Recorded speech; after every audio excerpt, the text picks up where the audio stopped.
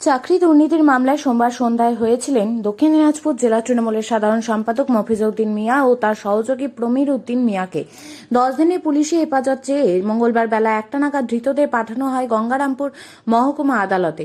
ঘটনায় জেলা জুড়ে রাজনৈতিক মহলে ব্যাপক চাঞ্চল্যের সৃষ্টি হয়েছে। পুলিশ সূত্রে জানা গিয়েছে 2025 সালে নভেম্বর মাসে পুলিশ সাহেবের কনস্টেবলের মামলা হয়। দীর্ঘদিন ধরেই চাকরি সংক্রান্ত দুর্নীতির মামলাটি তদন্ত চলছিল। রাজ্যে পালা বদলের পর তদন্তে একাধিক গুরুত্বপূর্ণ তথ্য সামনে আসার পরই সোমবার সন্ধ্যায় অভিযুক্তের বিরুদ্ধে পদক্ষেপ নেয় পুলিশ।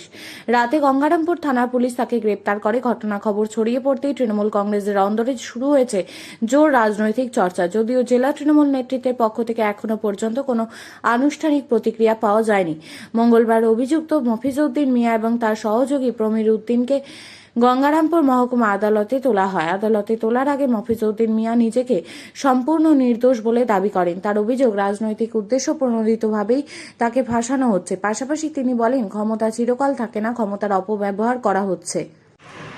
অনেকদিন আগে থেকে আমাদের কাছে খবর ছিল যে আজকে মফিজউদ্দিন মিয়া সে হচ্ছে যে চাকরির নাম করে প্রচুর টাকা মার্কেট থেকে উঠিয়েছে এবং অনেকেই চাকরি দু একজন পেয়েছে, বেশিরভাগই চাকরি পায়নি। টোটাল টাকা হচ্ছে যে উনি নিয়েছেন এবং যারা টাকা দিয়েছেন তারা বারবার করে ওনার কাছে টাকাটা করছিল। সেসব অবস্থায় কোনো মতে সে টাকা ফেরত দেয়নি এবং করার পরে হয়তো কোনো অভিযোগ হয়েছে ওনার নামে, যার জন্য হচ্ছে পুলিশের কাজ করেছে।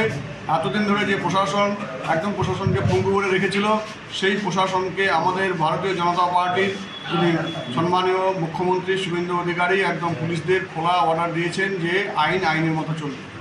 সেই আইনের মতো যখন চলছে সেই মুহূর্তে আরও অনেক রাঘববোয়াল ধরা পড়বে, যারা চাকরি বেকারদের যারা হচ্ছে সর্বনাশ করেছেন এবং হচ্ছে যারা টাকার বিনিময়ে চাকরি পেয়েছেন বা পাওয়ার আশায় যারা দিয়েছেন, সেই সমস্ত যাদের কাছে জমা আছে টাকা, তাদেরকে একে একে প্রত্যেকের নামে এফআইআর হবে এবং প্রত্যেকেই অ্যারেস্ট হবে।